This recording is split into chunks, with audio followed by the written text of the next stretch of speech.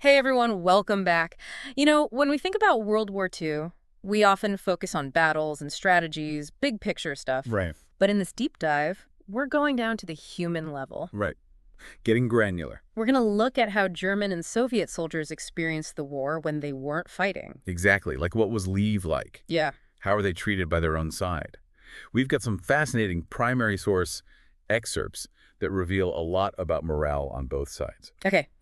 So let's start with the experience of a German soldier returning from the front lines. One of our excerpts describes this special train station in Warsaw. Okay. And this wasn't just any train station. Right. It was more like a reception center. Returning soldiers were greeted with gifts, sausages, chocolate, all these treats that were really hard to come by back home because of rationing. Yeah, that's a really important point. Yeah. Germany was deep into rationing by that point in the war. Yeah. So getting those kinds of treats, Huge deal. huge deal.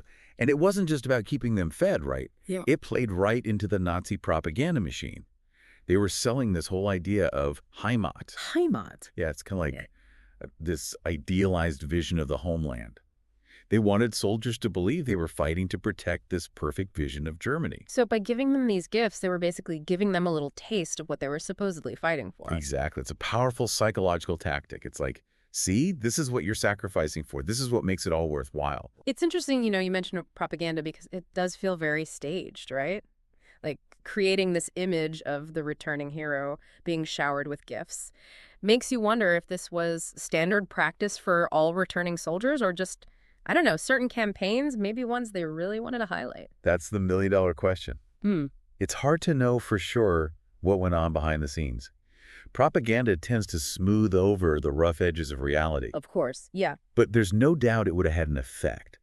Imagine being a soldier, exhausted and probably traumatized, and then you're met with this almost celebratory reception.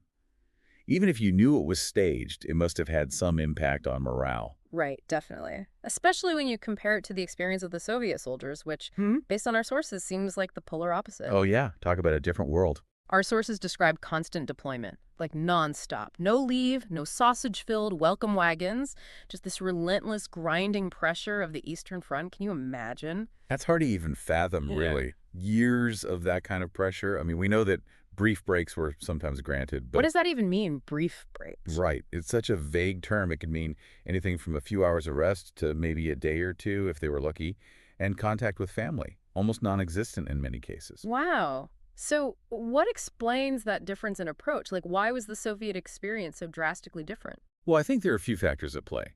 There's the ideological element. The Soviets were all about collective sacrifice for the greater good. Individual needs, like wanting to see your family, that took a backseat to the war effort. And then there's the strategic reality. The Soviets were fighting for their very survival. They couldn't afford to give soldiers much downtime.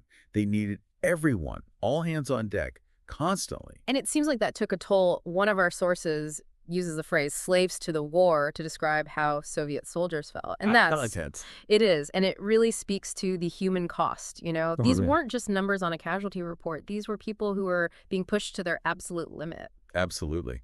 And, it makes you think about the long-term impact of those experiences. Yeah, totally. Yeah. Did the promise of rewards, of going back to that perfect Heimat, did that really motivate German soldiers? Or did it just create this impossible standard that they could never actually live up to? Right, right.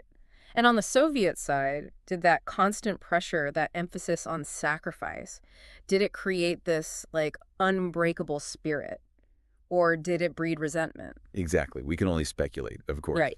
But it makes you wonder, how did the perceptions of the war on both sides change once the fighting was over, once Yeah. they were able to process what they had been through? Yeah, that is a question to sit with. And on that note, Yeah. that's something to think about. Thanks for joining us for this deep dive, Thanks for having me. and we'll see you next time.